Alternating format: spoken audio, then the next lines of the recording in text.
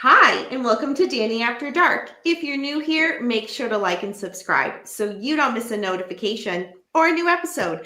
Tonight, we have an expert panel to go over something that is near and dear to three of our hearts because we're from here, and then Beckham because he thinks he owns the city. So joining me tonight is, of course, Mr. Beckham, the Liz, and Omar from Boston Crime Tours. These are all faces you have seen here. And y'all, how are you doing tonight? We have a lot to get into. We do. Oh, man. So it wouldn't be a proper show to kind of go over what's currently happening with kind of Boston, police corruption. And y'all, there's a lot, and we'll get to that. But there has been such a long history of that, and it's really well known. Like, it's nothing secretive. But I figured it would be really good to kind of start at the beginning and kind of go back and kind of cover a lot of corruption that has happened in the past to kind of bring us to where we are now with what's going on. So Liz and Omar are a bit more of the kind of history side of the Boston corruption experts. So I will let you guys go ahead and start, and we'll kind of go from there. All right. Omar, do you want to start? First. You look like you have a little bit more knowledge of like pre-1880s kind of stuff, which I'm not as up on. Oh yeah. Oh, well, for sure. Well, something that I think is like prescient today, especially with federal law enforcement coming into cities and conducting operations, is something that kind of changed how people in Massachusetts viewed slavery, and that's in the 1850s. Franklin Pierce was elected president, and one of his big campaign promises was to enforce the Fugitive Slave Act. Now, while that was going on, the Boston Police Department actually assisted, federal law enforcement in doing this. Now, in 1854, there's a fugitive slave from Virginia named Anthony Burns.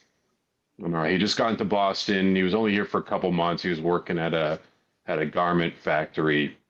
He gets picked up off the street, and for some reason, his case kind of inspired people to turn against slavery. So he gets brought down to get indicted arraigned at the custom house, and protesters actually stormed the courthouse and stabbed a federal marshal to death.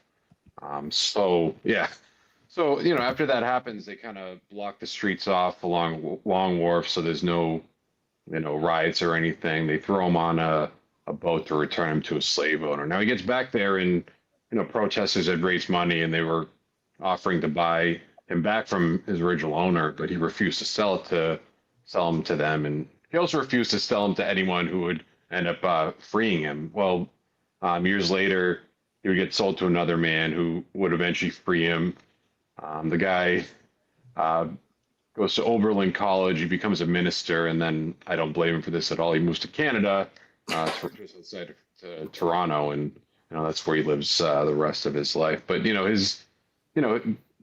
to that time, I think people were a little bit more indifferent to slavery up here, but that was something that kind of galvanized a lot of people up here in New England to turn against it. And we know what happened after that. Civil War, and what side we were on. But yeah, that's something from the 1800s that I thought was interesting. But it just kind of goes to show. Things have somewhat changed now. There was I just saw the news the other day where there was ICE agent arresting this woman. Police officers, they were doing crowd control. They weren't like assisting. And I think up here, at least in Massachusetts, a lot of law enforcement are, kind of staying out of this, federal action that's occurring today. So it shows how, things change. And I don't know if it's so much corruption as what happened in the 1850s, but I think as years have gone on, there's kind of been a demarcation line where, state law enforcement are very, protective of what they're supposed to do, and they don't want to be told what to do by the federal government. Absolutely.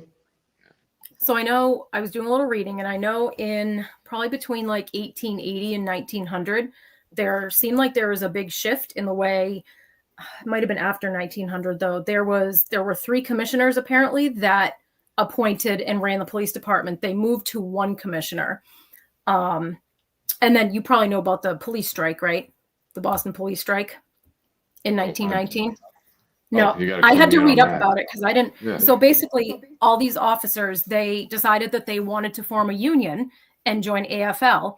And, people did not want that. Only the police officers wanted that. So something like 75% of them didn't show up to work. They struck basically. And then I think it was Coolidge. I made notes on this, but I'm stupid and I'm not reading them. Came in, basically broke the strike, fired those officers and hired new ones.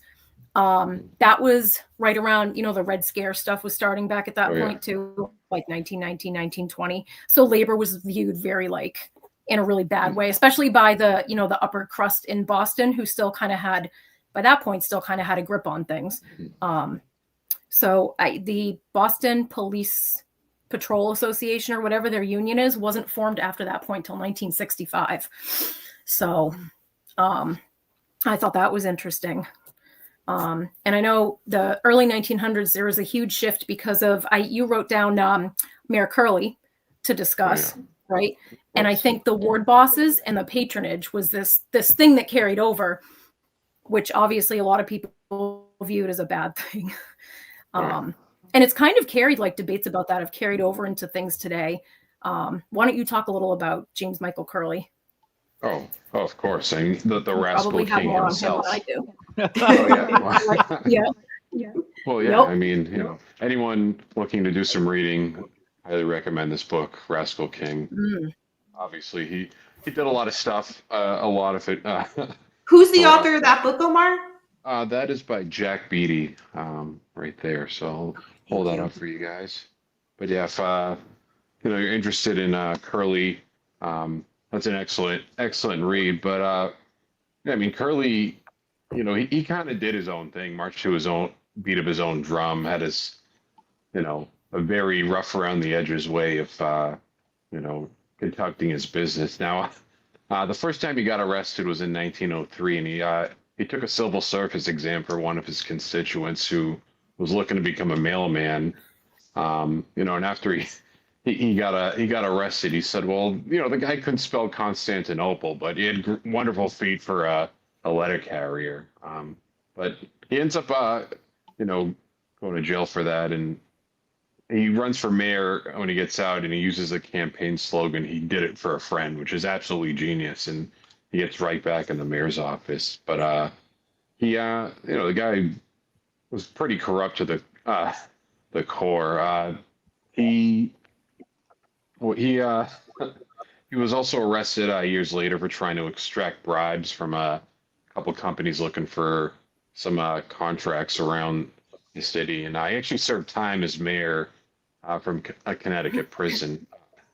But one of my favorite stories about him is the first time he ran for mayor. He was running against JFK's grandfather, John Honey Fitzgerald, and he finds out he's having this affair with this cigarette girl who was known as Toodles.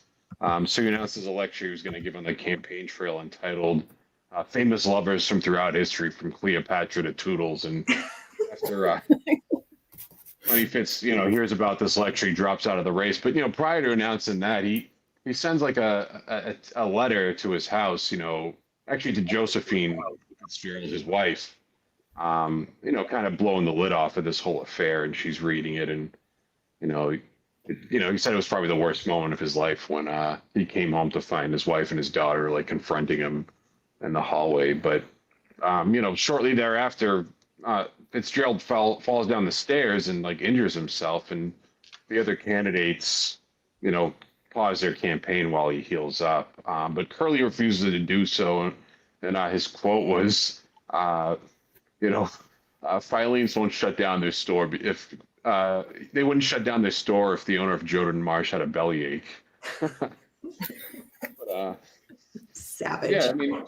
Yeah, throughout his mayoral term, he'd award these sweetheart contracts to construction companies, and they would kick him back a lot of the money from that contract. A lot of them actually helped build his mansion on the Jamaica Way, which is still there in Boston. You can identify it because it has these like shamrocks on the facade. And he eventually became governor of Massachusetts. When he becomes governor, he fires the state finance. A lot of the people, the state finance commission, were investigating the corruption that was going on in the city of Boston, and he also pardoned over 200 prisoners on Christmas Day in 1935 because their attorneys were giving them like gifts and money to do that. But I'll also tie him into there's this guy named Oliver Garrett.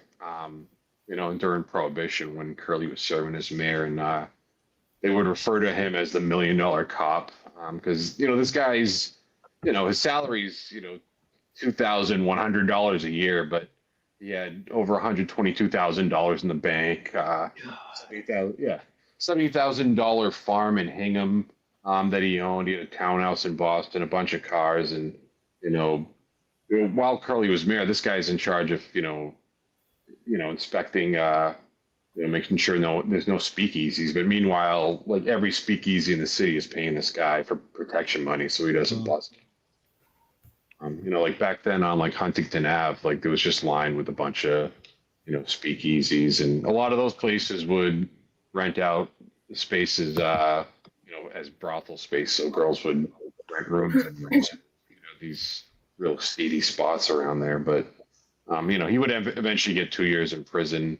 And Mayor Curley, who meanwhile is giving out these keychains with his name on it that had bottle openers on them, like as a wink. He was like, all right, we got to take away this guy's pension. So, that's kind of like some of the stuff that happened, earlier, in the, 1900s, and especially during Prohibition, there was a lot. I mean, even the molasses flood, you could tie that into Prohibition where, it's not nothing to do with police, but, the reason that happened was they overfilled the tank to pump out rum. But yeah. Right. It's interesting about Curley because as he rose to power, basically, I think he was one of the kind of old school ward bosses, which ran politics and dispensed patronage, right? Like gave people, bought people jobs and all that. So he kind of took that over and started doing it at the municipal scale, not just the neighborhood ward bosses, because they would previously do that. But he got in, and I don't know if it kind of set a precedent for the whole, giving your friends jobs and paying people and contracts and stuff. I mean, there's been so many. There was even Bill Bulger had some scandal under him, right? When he was still in the House with, was it the Heinz Convention Center? Yeah. It's like the building contracts. There's so many issues with giving building contracts to, friends and shit like that. Yeah. I mean, it happens all the time today. I mean, I had an aunt who worked for Mayor Flynn, and as soon as Menino gets in, she's out, and then he's bringing his people in, the people working on the campaign, they're always promised jobs. It's just something that's going to persist, I think, forever. And one of those things that's not technically illegal, but it's still corrupt. I mean, Bulger, the guy, got so many people jobs for the tea, they called it Mr. Bulger's transportation. Oh yeah, that's right. That's right. Yeah. I mean, it's just, that's one of the things. I mean, we can even talk about, speakers of the House, Robert DeLeo. I mean, that guy is kind of notorious. I mean, he never, he was an unindicted co-conspirator, but, when he became Speaker of the House of Massachusetts, he was kind of notorious for just giving out those kickback jobs. But I don't know if I want to really single him out. I mean, they all do it. Right. There were so many of them. And you're right. There was kind of a line between, is this technically illegal? Is it ethical? There was something I was reading about, which was a much more recent kind of issue with this. It might have been from 10-ish years ago. It was the Commissioner of Probation, I think, and 2 deputy commissioners. They were, let me look down to my notes. So I think they were accused of, they allegedly gave jobs to people that weren't qualified, like people that they knew they gave jobs to. And they were, there's 3 trials. I'm trying to find when this was. Anyway, so eventually the charges, so they got convicted, I believe. They were brought up on like federal RICO charges. And I think the federal judge who dismissed it said, you can't take this federal law and like patronage is technically not illegal. Like, is it illegal regarding state employment laws? Maybe, but is this the level of a federal offense, on the racketeering? And I think they dismissed it. Damn. There'd be a lot of people doing 25 years in prison if that were the case. Yeah. So it's definitely like still very alive and well. And I really don't know the history of other big cities, like Philly, New York, like cities that would have been coming up kind of around the same time and industrializing and all that. I don't know if I'm sure there's similar situations. I don't think Boston was that unique, but I think Boston might have been unique in the dates and time that they started to get this giant influx of immigrants versus other cities when they had that influx of immigrants, and kind of the upper crust, like the Brahmins in Boston that basically ran everything.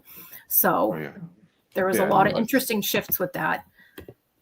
Curly was big on that. I mean, he was kind of like the first, Irish American guy to really seize power here in Boston and, take care of the community. And that's why he was popular. I mean, they would call him the poor man's mayor, for, things he did like that. Yeah. He was one of them. He wasn't a Boston Brahmin. He'd been a ward boss. He helped everybody out. The Irish were finally starting to, the place they were able to get footholds was like municipal level politics in Boston. And they just stayed there for a long time.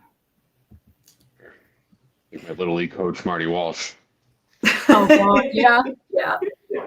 My mom finally, she found a picture, my little league picture, sent it to me last week, and there's a picture of Marty Walsh, like, with my little league team. He was my coach back in the day. Yeah, That's wild. It was great. The 90s windbreaker. So this is like slightly off subject, but you had mentioned, the variety of like speakeasies and, going on at the time. So there's a speakeasy that opened up relatively recently in Marblehead, Massachusetts. And I went a couple of weeks ago, and guess who's sitting at the bar next to me? Charlie Baker. Oh, really? Yeah. Isn't he like 7 feet tall? He is tall. He is. He's super tall. My husband saw him at a job he was working at the State House once. He's like 6'3" or something. He's a big Who's dude. this guy? He was the governor Charlie of Baker Massachusetts prior to the current one we got. Oh. With keys to the city, Beckham, these are things you should know. Yeah, I'm like, who's that? Actually, I think Governor Baker's father just died, I read. Like yesterday. Well, and to Omar's point about what he was just talking about, like, and immigration, a lot of these, so as you have different time periods, right? And where fraud happens, nowadays it's happening within all these subsidy programs, these social programs. And I can tell you from experience from working these fraud cases that it's happening a lot within the actual system. Okay.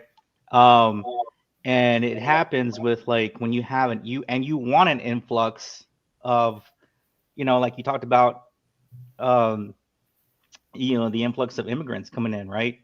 And you have all these programs that are established for the right reasons and the right theories and everything like that. But then again, fraud happens afterwards, right? When the money starts to come in. And it's just something that's probably never going to go away. It's going to happen. You just have to combat it. But it's just the different strategic things that happen. And I believe I just read, trying to research y'all's history, I just read that you guys are currently like you guys have, Boston has surpassed, I think, New York, or the state of Massachusetts has surpassed the state of New York for having the most immigrants at this time. So, it's with those social programs, you're going to have to look, or hopefully the right people are handling the right programs, right? The state has employed the right people to do the right job, or to do their job correct, right, without the fraud and all that kind of stuff. But it always starts at somewhere, and it trickles down to the, kind of trickles down to the bottom, right? So Absolutely. when it's not addressed, it's going on. Oh, go on. No, I was just going to say, you have someone who notices that one of their, a supervisor that notices one of their cops is on the take. If they don't address it, it just keeps going, like you said, if there's problems at the top, it'll trickle down, which is true. But I think people just look the other way so much. I'm talking about historically, but obviously it happens now too. Yeah. We'll talk about some more current stuff. But there's still a lot of kind of past stuff to kind of lead us there. So Liz and Omar, let's keep going with this. yeah. I mean, like Beckham said, I mean, I'll talk about the Charles Stewart case, but after that whole thing went down, I mean, one of the main recommendations they had as far as like investigations was, anytime there's an internal affairs investigation, this commission recommended that they wrap things up within 90 days. And I mean, and at this very moment when they have an internal affairs investigation, it usually takes on average 600 days to wrap it up. So it's pretty easy to get away with that fraud. But yeah, I mean, talking about the immigrants, I mean, one of the biggest questions I always get is like, what's going on with organized crime in Boston now? And like anytime, like when you go through the history, I mean, you go back to the early 1900s. I mean, you got Charles Solomon, who's, the king of Boston. He's the biggest, criminal boss in the city, and he's a Jewish gangster. Then we get into Italians, Irish, and it's just basically immigrant communities come here, like Beckham said, a lot of them don't have the means when they first get here. They're kind of starting from scratch. Where do you turn to? You turn to crime. And, like with Jerry Angelo was head of the mob in Boston. I mean, that guy ended up buying so much property around the area, like his family, I mean, speaking of Marblehead, I think he has a place there, but his family, his family's set up for life. They don't have to commit crimes because they just own so much property here in the city. And, with every immigrant community, that's a lot of it starts there, but, years later, their children and grandchildren don't have to do this stuff because, they get a foothold in the country, James Curley is very different from Marty Walsh, an Irish immigrant a couple decades later. But yeah, I mean, just to go back to the Charles Stewart case, I mean, when that happened, they kind of discovered, the majority of the complaints about police officers, 15% internal affairs complaints came from Black residents, and they're only 26% of the population, and 25%. So we're talking 75% of the internal affairs complaints came from minorities in the city. I don't know.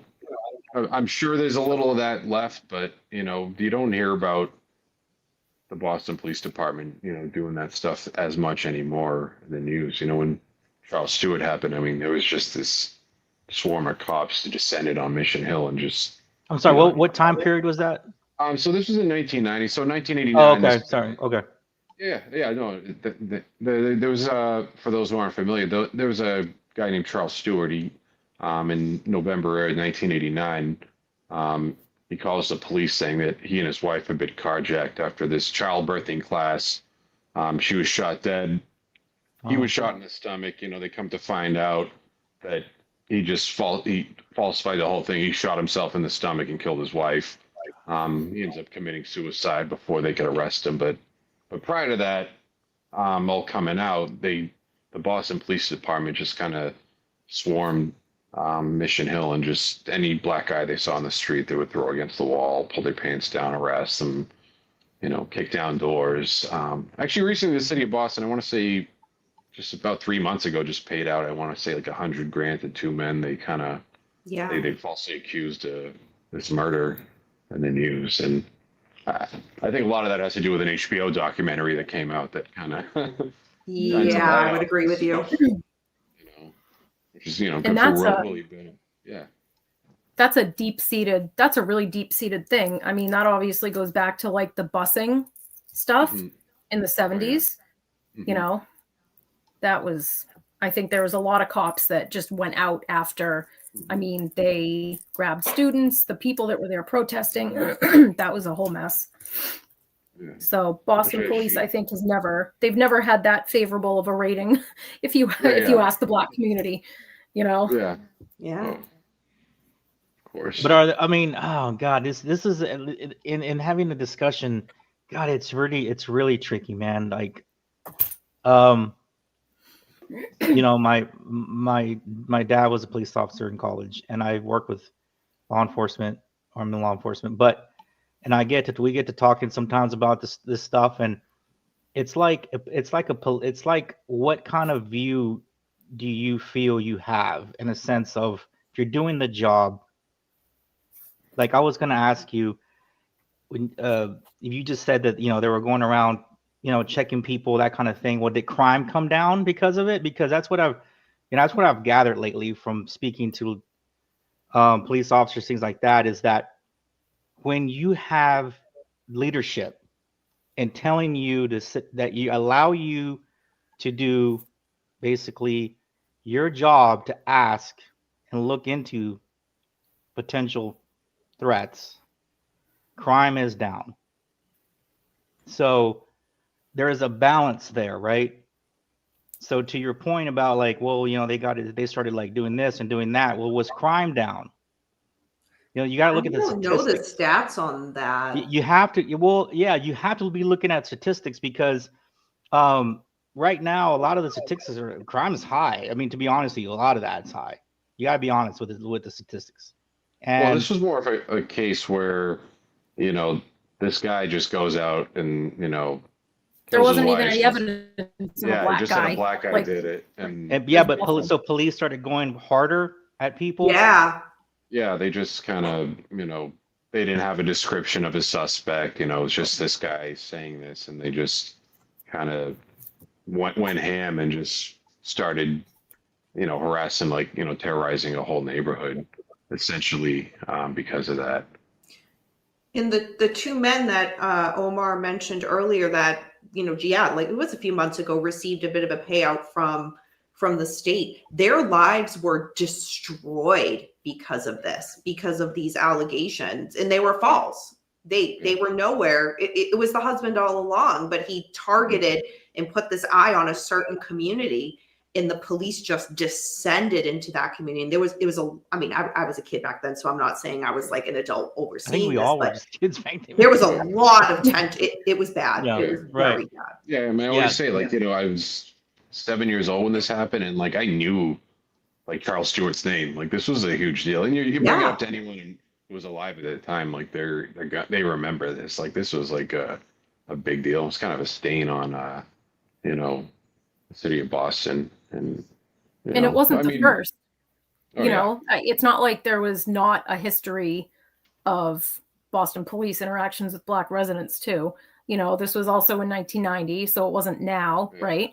And the Boston police also let the mob get away with how much up through that point, pretty much. Maybe not the Italian mob. They pretended they were going after the Italian mob, right? Oh yeah. But they looked the other way on how much shit, and then they, like that's exactly what would happen. I mean, there was one of the stories. Sometimes I talk about it on my tour, and I went back and reread the story, but there was like this incident where, like, Vincent Fleming, Steve Fleming's brother's in a car with this guy. They get into an argument, and I went to, I always try to go over my research again and again, and I thought he stabbed the guy like 30 times. He stabs this guy 70 times, like shoots him 3 times, and then walks away. And while this is happening, across the street, there's a marked Boston police cruiser with 2 cops in it watching this happen. So they end up pushing the car with the body into the next police district, and they go to Steve Fleming. He gives them each like $4,000 and says, "Thanks for looking out." And they're like, "Yeah, you need to tell your brother to chill out." Like, things are so much different. Yep. Yeah. Okay. But corruption still persists in some form or another. Yep. Jesus. All right, y'all. So next instance of corruption. Let's keep going. Oh, geez. I'm just anxious to get to Proctor later. Okay. Oh Yeah, my she just God. wants to rip into Proctor. I just want to rip into him, I'll be honest. Rip into state But police I'm good. and go right into the Boston commissioner. You want to go first or me, Liz? The So the stupid thing with that is, as I read about the like mob scene in Boston in the 70s, 80s, 90s, whatever, the state police were the ones actually trying to bring Whitey and the other mob guys to bring them in and come up with cases. They were the ones actually trying. I mean, I don't know. There was also Stadies that were on the take with the mob, obviously. Oh yeah, of course. Right. There's at least a couple, but like they were actively trying. And Boston police was just, I mean, and the FBI is a different story. Obviously, the FBI was listening to their one guy and doing nothing about it. But I feel like state police used to be maybe the slightly more reputable ones. No, you're absolutely right about that. You're supposed to be. And there is just the last couple of decades, I feel like so much shit coming down from that. I don't know. Yeah, I have a question for y'all, but it might be a dumb question. All right, Beckham, what is it? Well, it's just like currently, like people are seriously saying that they wish Vegas, the mob still ran Vegas because for many reasons, mainly the corporate part of it, right? It's so expensive now. If the mob was still doing stuff, of course, crime would probably be down. You just have more bodies buried out in the desert, and the prices of everything would probably just be a little bit less, right? Everything would be monitored correctly because they want you to come. They don't want you not to come, right? So, the same question to you guys, since it's your state. Do you guys want the mob to run things again? Since apparently the state police can't get things right, even documenting the right shoes and evidence bags. Oh my God.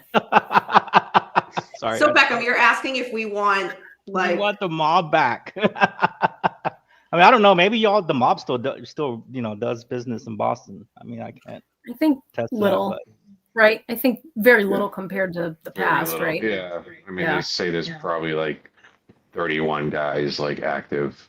You got actually a small group, like teenagers trying to build up a teenage gang. Well, the Boston FBI just like disbanded their organized crime division this past winter. Oh wow, wow. It's like such a non-factor. Like, holy, that's pretty big deal because you're talking about budget money going in a different direction. You're you're completely shutting down one unit and moving all that money towards something else. I learned that on Omar's tour, for the record. Yeah. That's a big deal, man. Wow. Okay. Yeah, so it's not really a thing. I mean, also too, once guys started snitching, I mean, it just you can't really grow an organization when you can't trust the guy next to you. That's true.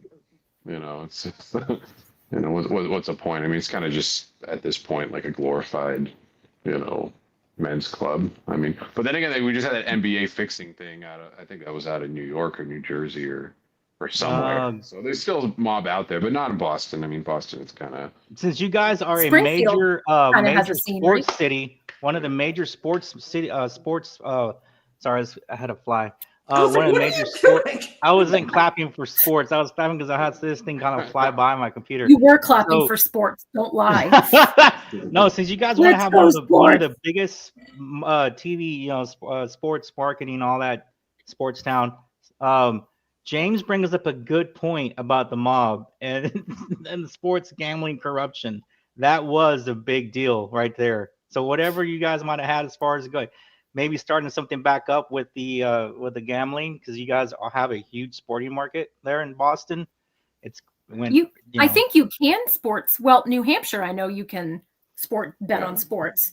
Can you do that here? Did they change it? New Hampshire, I know you can. Yeah. New Hampshire, you can only bet through DraftKings because they sign a contract. But DraftKings was founded in Massachusetts. Right. Nope. There you go.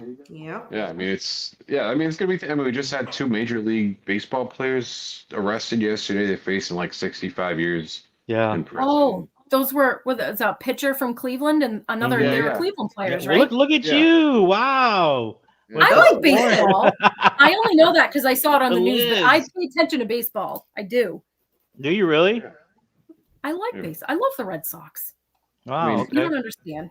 You don't understand. This is going to be a huge problem, especially in college sports too. I mean, these guys who have no hopes of making, an NFL team or an NBA team, like those, like college kids, they're this is going to go on a lot. Like these, there's going to be like Division III teams where like, people can bet on them, and these kids are just going to be like, missing. Nobody cares. Nobody's watching. Yeah, right. Yeah, exactly. And people are going to get away with it, but it's going to be a huge problem. I mean, I know back actually tied into Boston. I mean, there was a big scandal, I want to say, in the 1980s with Boston College basketball, where they were fixing games as well. God, man, I can't stand that. Out of my Right. expertise.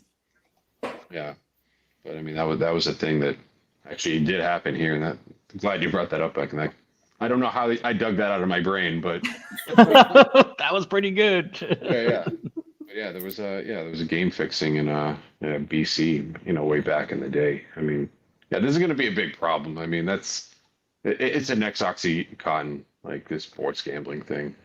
I feel bad for like younger kids who are being groomed into this, especially young men. Yeah, man, like any and it's so you can get it on your phone app. And all it takes is what, like $50 sign up, $100 sign up to And start they it. say 1 in 6 people who does it will get addicted. Oh yeah, they're going to start hitting like you said, high schoolers, right? Teenagers that are just they already have their iPhone. Just download the app, go get some money from mom and dad, $50, $100, and you're starting it right there. But also they're doing like in video games, they have like gambling mechanics now. So they're like really grooming these kids through like loot boxes and things like that, where by the time they get older, they're old enough to bet on sports. Like they're already kind of have that bug in their head. It's really icky. Yeah. Okay. So the kind of jumping back to, all right, I'm just looking at your document. So one of the things Omar, when you referenced this in your notes here, I vaguely remember this, the overtime fraud scheme. Can you talk a little bit about that? Like, where was I in my life and then? It wasn't that long ago, but I remember that being all over the news. Yeah. It was a big deal. Can you tell us a bit about that? Yeah, I remember it all over the news as well, but it was one of those things where it was like I didn't care that much. But what happened, they think it may have even started in like 2015, but 2016 to 2020 there was about 50 state troopers that started claiming all these overtime hours that they didn't work. Yeah. And I think 10 of them ended up getting convicted. And I don't know what the prison time was, but a whole state trooper barracks on the Pike actually got eliminated because it was just so rampant there. The culture was so kind of polluted there. But Beckham, actually, before we started getting into the gambling thing, I mean, Liz was mentioning as well, like the state police used to be something that was they kind of set themselves apart. They kind of view themselves as a paramilitary organization, like the elite law enforcement of Massachusetts. Sure. And what happened was there was a kind of a culture switch, they say, where, a bunch of law enforcement agencies, like including like the MDC cops, kind of got folded into the state police. And a lot of people say that may have changed the culture within, the state troopers. Also, they were found, there was a study they did where they found they were the least transparent law enforcement organization in the whole country, the Massachusetts State Police. Like getting any information about their operations is next to impossible. That's wild, but not. Well, yeah, 'cause the only ones they have to answer to is the governor. Yeah, so they really keep things under wraps. I mean, sure. As long as you have that relationship with your boss, which is the governor, right? You have that sort of relationship, saying, "Hey, nobody behind a closed door meeting." You establish that. You let them know, look, this is what we're doing. Don't you stay in your lane. We're going to stay on our lane, and we'll have a mutual agreement. We'll have a mutual relationship. And some of these big city police departments have that power. LAPD is one of them. And that's a whole history right there too, right? Oh God, so, LAPD is the whole show in itself. Yeah, exactly. But like, the same. You're just gonna be like, look, you stand, we'll work together. You stay in your lane. You do your political thing, and we're gonna do our thing, and then let's move forward. And that happens all the time. Yeah, sure.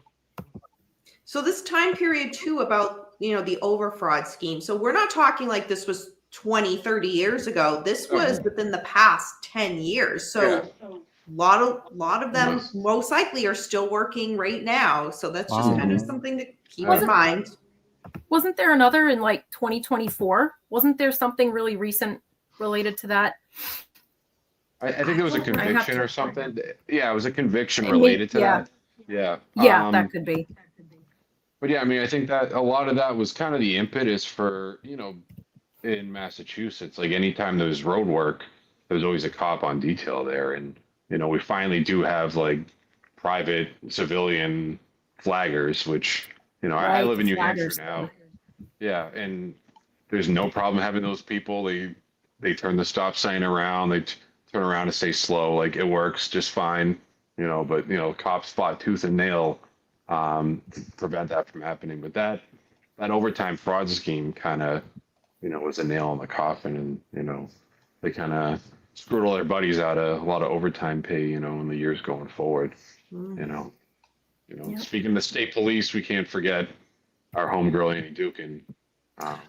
Oh gosh! So Liz had actually brought Annie up a couple of weeks ago when she was on the show, but it was kind of just in passing. So Liz and Liz, why don't you talk about Annie? You and Omar talk about Annie. So I would say it's not part of like a systemic, like related necessarily to the institutions that are corrupt in Boston. It's just another, and I don't know what the lack of oversight on her was. I mean, I think obviously that's how she was caught. People noticed. I don't have anything in front of me. I think she had lied about completing one of her degrees. Like I think she did have one, but had lied about finishing a degree or something like that. So she worked at the state lab, the Hinton State Laboratory in Jamaica Plain, I think. And she did drug testing. So they would, the cops would arrest people, send their samples that they took there for testing to confirm, is this cocaine, is this whatever. So the way that she worked like 5 times as fast as anyone else. She did like 5 times the tests per year. She was always working, always there.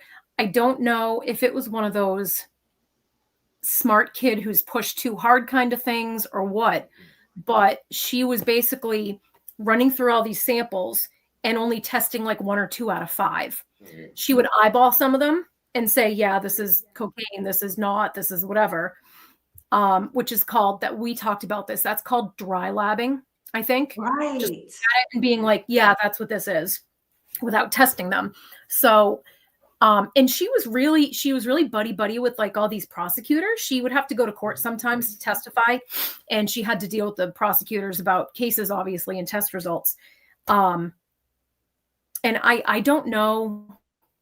I mean, clearly she's very smart, and I don't really know why somebody would.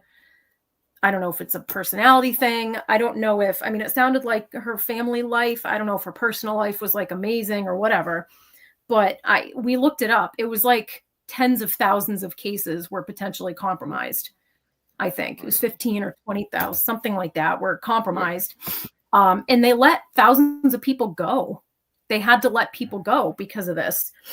Let's see. Yeah, and there was another one. I had a buddy who got 5 years knocked off his sentence because of that. Really? Yeah. So he got out of prison, 5 years early, for. So, how many, do you guys know how many cases were dropped because of this?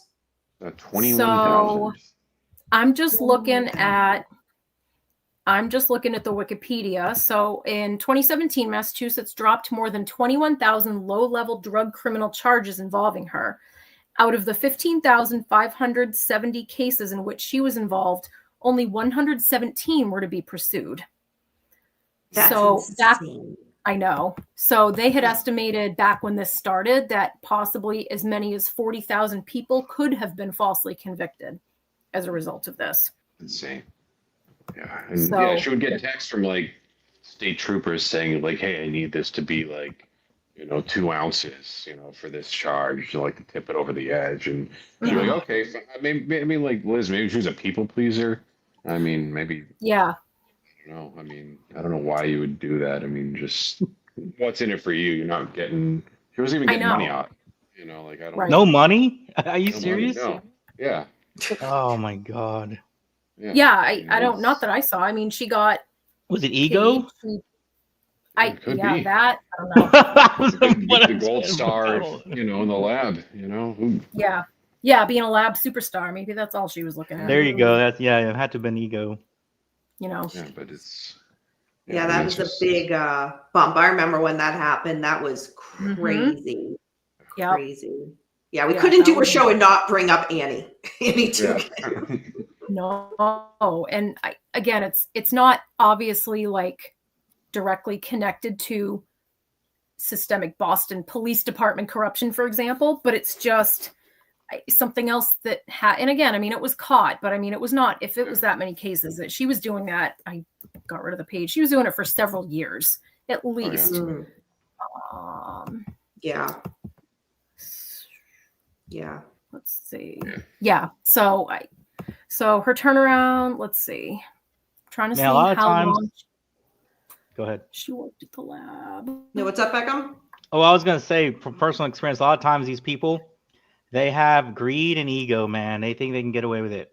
Greed and ego. Yeah. And they admit to it. Well, I think you can say that about a lot of people that we're discussing today, is that no one thought they were going to get caught. And they're like, in Annie's case, go into what you're saying, ego. She was a superstar at what she was doing, from what it appeared. I know. Yeah. It's like she couldn't stop herself. It's very weird. So, they feel that they're a master of their own domain type of thing, where they know their system that they're in, and they have these blinders that they think nobody else knows what's going on, and that no one's going to catch them. Mm-hmm. Yeah. You probably get a lot of adulation. And it's interesting because, like I don't even think she was on drugs. There was another. So we watched a documentary a couple years ago, and it went over. It's at UMass Amherst, right? It was a woman that worked at a UMass lab, and she was falsifying results because she was like taking the drugs to do. Yeah, I remember. And but I don't. Annie Ducan. I don't think she was like addicted to cocaine or anything like that. I don't think she took them and did them, which you would kind of think would be more of a upfront motivation for something like that, But I remember seeing T-shirts with like her Annie Dugan's face with like a heart around it, like around the time this was happening. Really? I never saw a T-shirt. Weird. It was I did not know that. In Boston, a lot of people's friends and family got let out of prison because of her. She was actually kind of a hero, at least in the eyes of some, I'm sure. Yeah. I was going to say low-level drug convictions. Some of those should maybe not be charged. Anyway, depending on the case. There wasn't like a spike in crime after this happened either, so I don't think a lot of harm was done by letting some of these guys out, but I don't know. But yeah, I mean, but what else we got? I mean, so are we just doing police corruption or political corruption? Let's I think ultimately it's kind of tied together, but I think I know Danny has a lot of other kind of more man. I don't know. It touches everything. I don't know. We'll get to that later, though, right, Danny? Yeah. You can tell Danny's sitting there like itching, just wanting to talk. Why not? Do you want to take something and run with it? What do you want to talk about? No. You guys, I feel like it's y'all like when I rip apart books when they don't go in order. So tonight's show, let's go in order. Let's go in order. Well, let's see.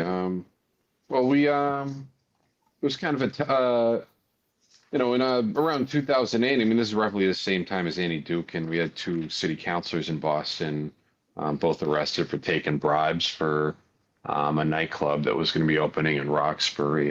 Chuck Turner, was a big, community advocate. Especially back, when they were thinking about putting a highway right through Roxbury. He kind of was a big voice in that, but he, took $1,000 bribe from an informant to help get a liquor license, as well as Diane Wilkerson, who, in addition to this, she got $23,000 related to this, where she was trying to get the liquor license as well as turn over some public land to develop her. There's this famous video of her like shoving the money into her bra. I was just gonna say, wasn't she the video of the shoving money in her bra lady? Yeah, exactly. I mean, that's an image that sticks with a lot of people. But she also In the 90s, she got sentenced to house arrest for not paying, $51,000 in taxes. When she was elected, she didn't report that she was getting like 20K a year from a consultant. She got disbarred. She had her law license suspended, but never reapplied for it. So we had them on the city councilor. I'll get back to the city council in a second, but Massachusetts, I remember we had 3 speakers of the House in a row indicted. I'm sure you guys remember. Yep, that's right. Charles Flaherty pled guilty to tax evasion and getting free vacation housing from some lobbyists. He's succeeded by Tom Finneran, who I really remembered just disliking that guy when he was Speaker of the House, and he pled out. He was facing perjury charges, but he pled guilty to obstruction of justice. And what he was doing was he lied about gerrymandering districts here in Mass along racial lines, so white incumbents could be elected in those districts. And then we had Sal DeMace, who actually did prison time. He was found guilty of 7 corruption charges. I think he was charged with 9. And he was the 3rd Speaker in the House to become a convicted felon in a row. We all complain about Ticketmaster, and this guy, he took the reins off it.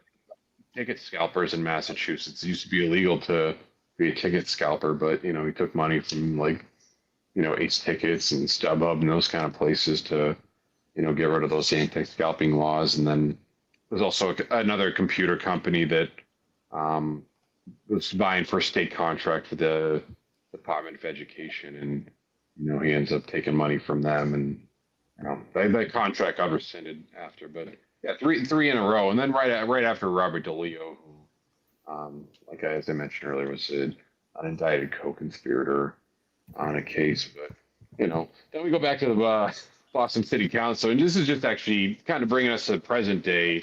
We had a couple real pieces of work on the City Council. Tanya Fernandez Anderson, who was just recently convicted, who got him, her relatives' jobs and, lied about it. Richard Arroyo, who resigned after being accused of being a sex pest. And then Kendra Lara, who was driving to City Hall for years with a suspended license, and she gets into a car accident in front of an old lady's house with her, little kid not in a car seat. So that brings us to the present day. Still goes on. We just had elections. Who knows? How. What's gonna come next? Yeah. What's on? Yeah. Hopefully, we got some winners in Boston City Council. Oh my Well, Mark, gosh. can you talk a little about John Mulligan? Because I read about that briefly while I was reading some other stuff the other day, and I had never heard about that case. That's a bad one. So Netflix did a documentary called Trial 4 all about this, which I highly recommend. And there was this. I gotta find that. It was a police officer named John Mulligan. He was sitting outside of a Walgreens, and he gets shot and killed. A man named Sean Ellis ends up doing 22 years in prison for that murder, which he didn't commit. But the 2 detectives who were investigating that case, a guy named Kenneth Acera and Walter Robinson, these guys were corrupt to the core. Boston police officers. They would raid houses, falsify search warrants. First of all, the raid houses, they'd find stacks of cash, and they would just split, take their cut out. I think drugs as well. And these guys would end up getting 3 years in prison, but they were kind of the lead investigators in the Sean Ellis case, and Trial 4 is all about Sean Ellis's 3rd trial, where he eventually gets exonerated for this murder. But he had 2 corrupt detectives leading the investigation, and they just figure this guy who had nothing to do with it, and ends up losing 22 years of his life for that. The 3 trials, that's what I was getting the probation commission scam confused with. They got appealed a whole bunch of times, but this poor guy had to go through, didn't they have 2 hung juries? Yep. Yeah. Right? And that's crazy. Yeah. And he didn't even do it. Yeah. So, it's just kind of when you got like guys who really, law enforcement who just break the law, it's not a good thing. Jeez. Was there anything else, Liz, that you had kind of found in your research? So I have a little bit more of the notes that I wrote about this probation commission scandal. That was only in 2014. So I'll just read a little bit of what I found here. So it was the probation commissioner and 2 assistant commissioners, I think. So they were found guilty of charges including racketeering and mail fraud after a politically charged trial in U.S. District Court. They were accused of creating a sham system to make it appear candidates were being hired for jobs in the probation department on merit, when in fact they were getting jobs because they'd been sponsored by powerful state lawmakers. So this got, let's see. All right. So this is what the federal judge wrote when he dismissed this, or ordering a judgment of acquittal after they are convicted. Although the actions of the defendants may well be judged distasteful and even contrary to Massachusetts personnel laws, the function of this court is limited to determining whether they violated the federal criminal statutes. So they found the government overstepped its bounds in using federal criminal statutes to police the hiring practices of state officials.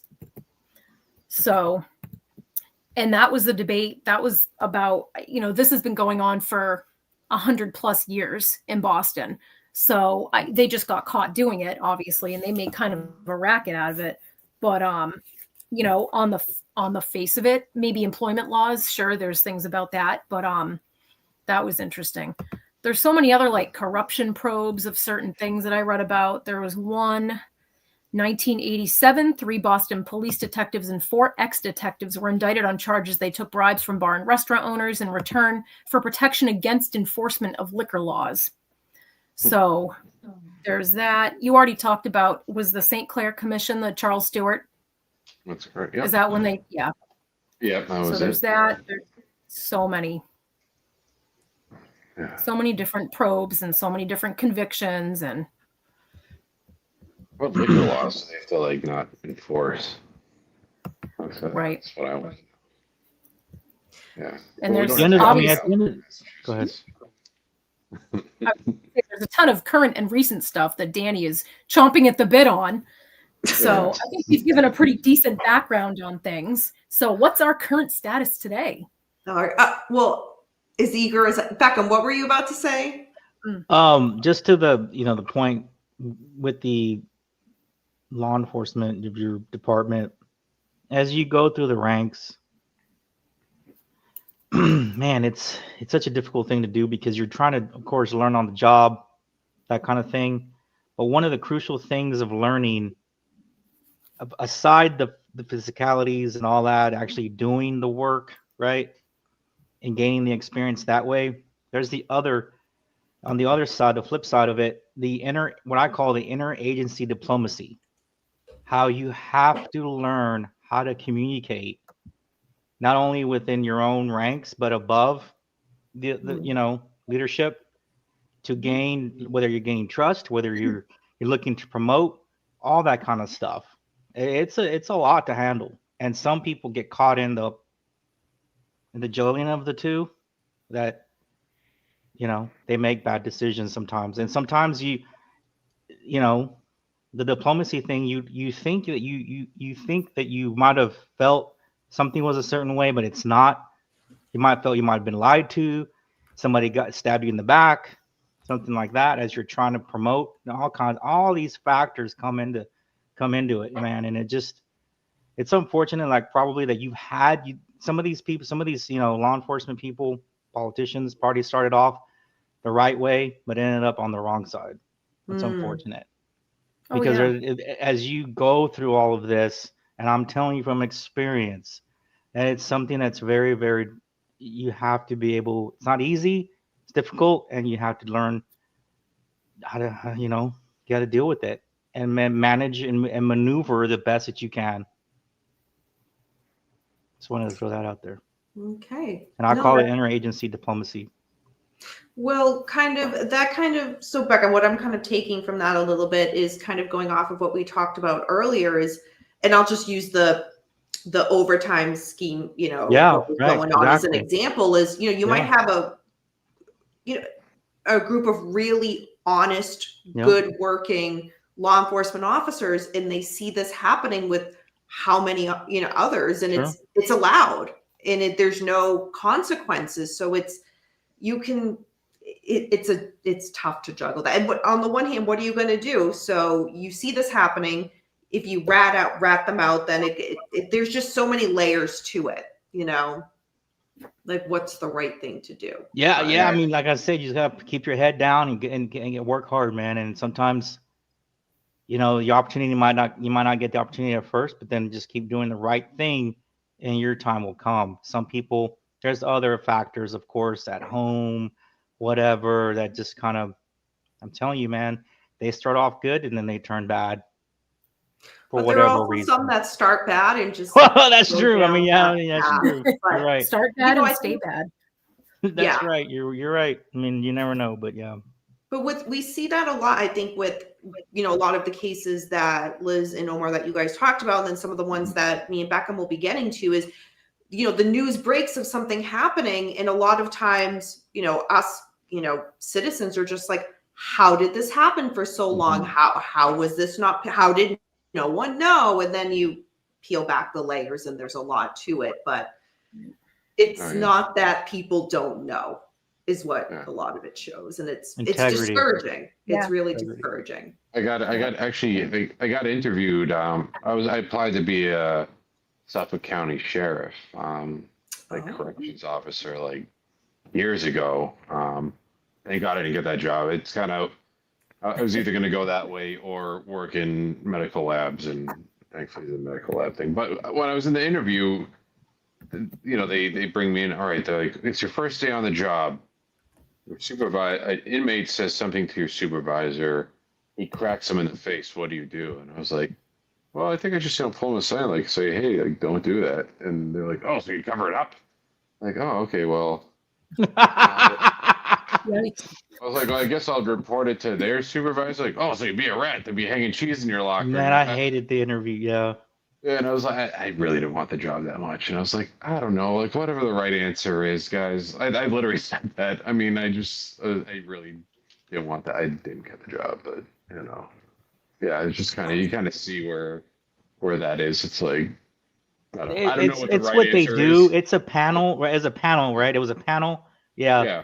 And what they do is they just try to, you know, they try to just throw it at you. Even if you answer wrong, they know you're not going to answer the right. Well, sometimes there isn't a wrong answer. I mean, right? And you're like, they would just want you, and they just start shooting you questions based on your answer. And you have like this panel of people, and you're like, okay, so you patrol and you come up to, a call, and, what's the first thing you do? And you're like, well, should I say turn off the car, get out of the car, or whatever, and you're like, well, I just got out of the car. Well, did you turn the car off? You're gonna leave the car running? Somebody's gonna take the, and they just try to stump you, right? No right answer. Yeah. There is no right answer. They just want to see how you react, right? Yeah. It's so dumb. I mean, that's not dumb, but you know what I mean? Yeah. It's like, Yeah. Well, Omar, your life could have had a very different turn. My goodness. You could have been, You could have, you could have ran into Proctor. Danielle's Speaking of Proctor. Great segue. All right. So, all right, my notes, we're actually not going to start with Proctor tonight, but trust me, we will get there. So I know this past Friday night, when me and Beckham did the True Crime and Chill, we purposely did not talk about Boston cases. And reason being, I knew that we would kind of do this show that we're doing now, because there's just been so much in the news back to back to back to back. And as recent as last night, Liz, almost at like midnight, you messaged me. You're like, oh, news just broke on this. And it's like, oh my God, it's just, it never ends. I don't even remember what that was. What was that? It's at the bottom of the doc. I read it this morning when I was at urgent care, and I was doing notes while I was waiting. God, it's an employee, a librarian, I think, was helping smuggle drugs into a jail. in Dartmouth or somewhere Ginger. down Oh, the there. ginger Yeah, hook. we'll get to that. It was just Oh. like I was reading through it and I was like, oh Ginger my hook. God. It's always something. It's just, Always yeah, and every something. time it's like Boston, You guys still it's have like, all right, libraries? let's just keep adding it. But let's start tonight with a case that, for people that have already been kind of tuning in, or if you're from here, you know this case, Sandra Birchmore. And a lot of the players involved in this were also involved with the Karen Reed. No. Oh, really? Yes. All Oh. roads lead back to Karen All Reed. roads lead back. Unfortunately. No, is that you should have named the show that? All roads lead back. All to roads Karen lead back to Karen Reed. Oh God! Look at Matilda is from New England too. Every single day, you were absolutely Matilda, you were spot on. Yep. So Sandra Birchmore, for those who don't know, just the briefest recap. So February 4th, 2021, Sandra Birchmore, 23 years old and pregnant. She was found dead in her apartment. The Canton police worked the scene, and the medical examiner ruled her death a suicide. However, friends and family did not believe that she would commit suicide. And the family hired Dr. Michael Baden, which I cannot praise him enough for he knows his shit, right? So Yeah. Dr. Michael Baden performed an independent autopsy and he stated her death was a homicide. 19 months later, 3 Stoughton police officers resigned. One of them was the last known person to see her alive. So who are those 3 Stoughton police officers? Matthew Farwell, 39 years old, a former Stoughton police officer. He was arrested and indicted in 2024 for allegedly murdering Sandra Birchmore. He's just recently now been indicted for allegedly causing the death of Sandra's unborn son. And if you're wondering how a law enforcement officer was connected to this, we'll get there. So the details that we've been learning is on or about February 1st, 2021, Matthew allegedly killed Sandra by strangulation. He then allegedly staged her body in an apartment to make it look like a suicide. So the thing is, the grooming and sexual abuse of Sandra by Matthew Farwell began when she was only 15 years old. Matthew was 27 years old. She was in, and this is the most disturbing. She was in a youth program for children interested in law enforcement careers called the Stoughton Police Explorers Academy. Matthew was a volunteer instructor. So the sexual abuse continued until her death, and it also occurred while he was on duty.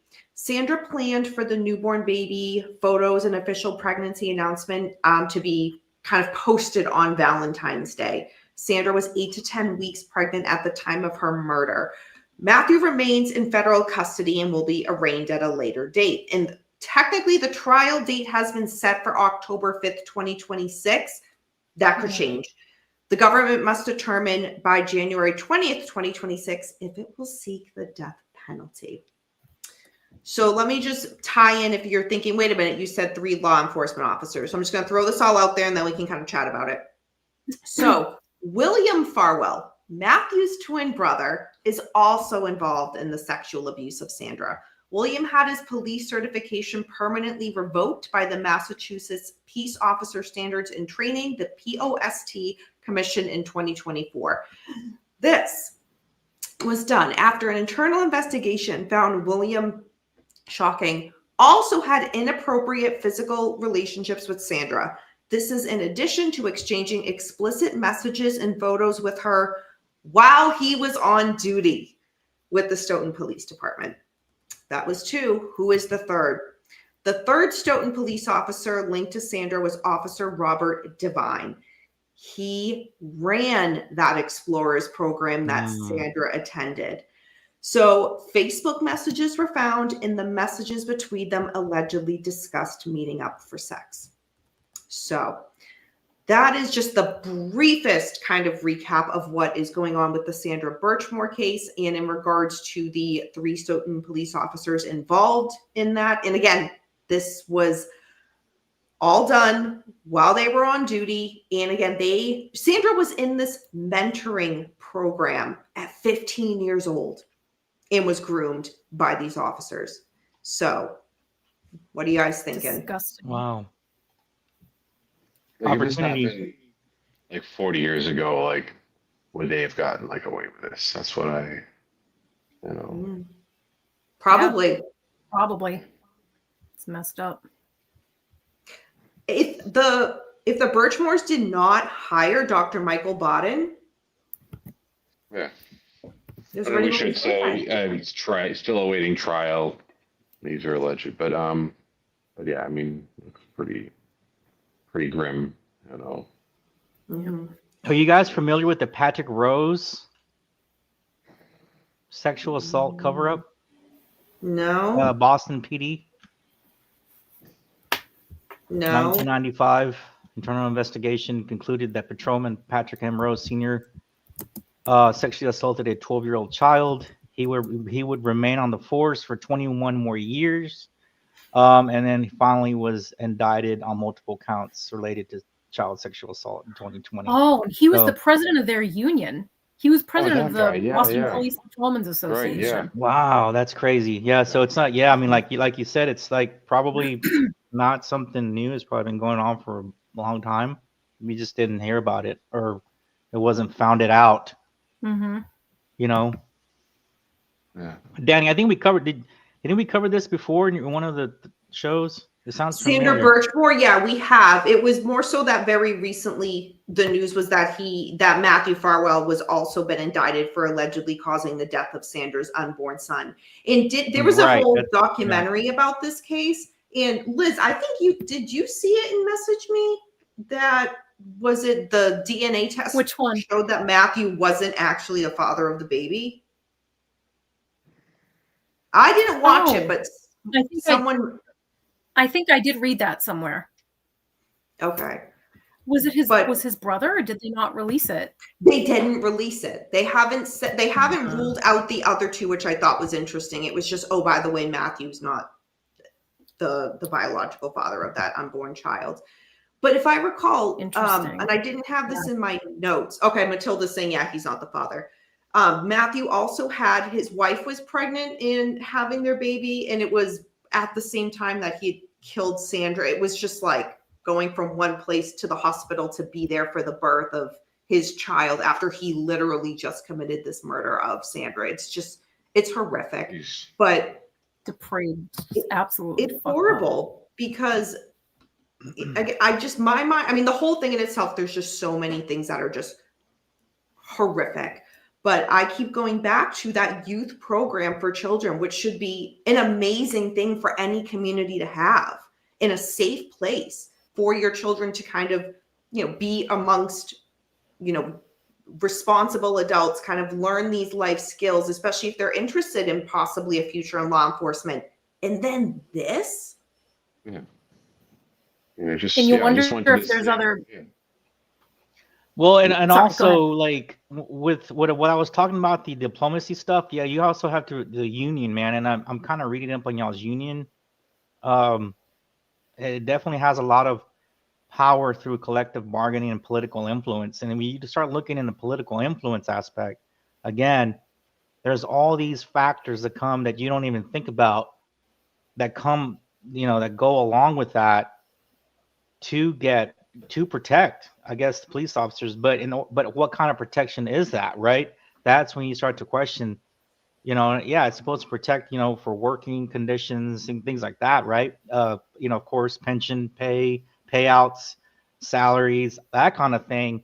But then you start to get into the whole, well, what if something goes wrong? And of course, cover-ups and protection and all that kind of stuff, right? It starts to navigate towards the wrong direction. Liz, what were you just saying, which I think was an excellent point you were about to make? Now I don't remember. I Keep remember. talking, I'll probably remember. I remember. You remember? You started to say that how many more could there have been? Right. I don't know how long that program ran. I don't know how many kids they had. And you would think with something this high profile, you would have other victims come forward, but you're not always going to have that. They're not always going to, especially if they were like literal children at the time. So you got to wonder. It seems like these brothers and this, the supervisor, whoever was also doing this like abuse of her. He was older, like significantly than them. So how how did he start? When did he start doing this kind of thing? When did he decide that was something he wanted to do? You know, gross to think about. I just find it kind of hard to believe that Sandra would have been the one and only victim. It just, yeah, which is scary, like you said, because people might not want to come forward, and I don't know, but thank God Matthew is still behind bars. And, you know, when the trial goes to begin, you know, obviously keep you all posted here. Again, the trial date's been set for October 5th, 2026. I would not be surprised if that got pushed out. It just, everything seems to be getting pushed out, but we'll see. I'm curious. Do you guys think the government will seek the death penalty in this or not? What are y'all thinking? When was the last time Massachusetts sentenced someone? Although, is this a federal charge? I think Tsarnaev was probably the yeah. I mean, we stopped executing people that was in federal charges. 1947 in Massachusetts for like state charges, but yeah, Tsarnaev was the last one convicted in mass. That was a federal charge, right? So this is going to be, I don't know. I'm kind of thinking they might set an example. Where's woman killing pedo cop on the prison hierarchy? You know, probably the lowest of the low, right? Oh God, yeah. I don't know. Do you guys put a lot of people to death? No, no. We have, there's no state death penalty in Massachusetts. The last execution was in 47. Okay. A lot of it. Yeah, I mean, with federal charges, that's a whole nother story. I don't know, Danny. I don't know if you'd get that penalty, but I don't. And even if, you know, someone is sentenced to death, as we know, the death, you know, you're on death row for a very long time. There are numerous appeals, so in the end, it just could just be natural life. But I don't know. I don't know. We'll see. So let's go to the next case of something that happened very recently. And this is one, I'm not going to lie. Like, I remember, like, when the news broke, oh my gosh, y'all, when I was at work, I was just like, everybody, listen to this. This is insane. Beckham, I'll let you go on the notes of this one, because, yeah, this is. the Lamar Cook one? Lamar Cook. Yeah, go ahead and lead it, Beckham. Oh my God. All right, so the case is involving Lamar Cook, was a member of Massachusetts Governor Maura. Oh, now I'm remembering. Okay, the other one happened like 2 weeks ago. Okay, Governor Maura Healey's staff. Healey, yeah. Good job. What is it? Maura Healey. Yep, you got it. Okay, in her Western Massachusetts office, specifically the deputy director. News broke that investigators said they intercepted a package containing more than 15 pounds of cocaine at the Springfield. I don't even know how this happened. Oh my! At the Springfield State Office building where Lamar worked. Sorry. The investigation stems from 2 prior seizures conducted by law enforcement earlier this month. On October the 10th, investigators intercepted and searched 2 suspicious packages at Hotel UMass in Amherst, which were found to contain suspected cocaine. Lamar has been charged with trafficking cocaine, as well as unlawful possession of a firearm and unlawful possession of ammunition. He has been ruled a danger to the community, according to the judge, and is being held without bail. Lamar was fired the same afternoon the news broke about his arrest. This was a wild one. Mm-hmm. Well, he wanted to be Scarface for Halloween. That's what it was for. Okay. 2 weeks before Halloween. So we know probably drugs were being moved. Who got the wrong directions here? Like, you know, the messenger got the wrong address or something and thought it was the smartest idea to just, you know, hey, this looks like a government building. Or, I mean, Lamar has said not guilty, and again, he has to go through his own trial. But like, my first thought was like, did you really think you were that untouchable to get 15 pounds of cocaine potentially delivered to your office on a Saturday at work and no one would know? Yeah. This is another one of those Drop like off. dumb criminal of the week kind of things. Like, who Yeah. does that? Well, Stupid as hell. I think it was probably the connector, whoever the delivery guy probably jacked it all up. By the way, Let's street not- value can be up to like $250,000 for that, by the way. I was talking to Tom, who works with me on the tours, and we did the math. I mean, it's about 30,000. It can be up to 30,000 a kilo. So, 8 of those. I mean, that's Now, what's money. gonna be interesting is he gonna turn? Is he gonna snitch? And who is he gonna give up? Because again, whoever was delivery, is that guy still? Is that person still alive? Is that person's family still alive?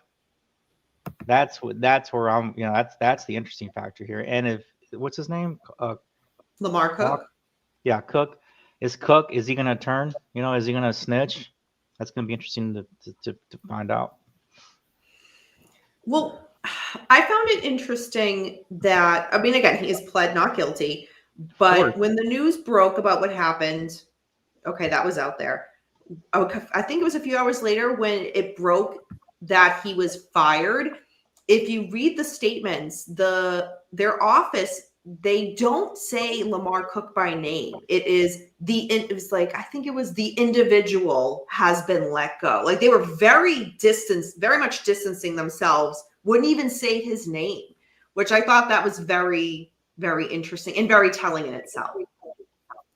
But Maybe he needed it for all the this Maura Healey speeches he has to stay awake for. oh, God, Omar.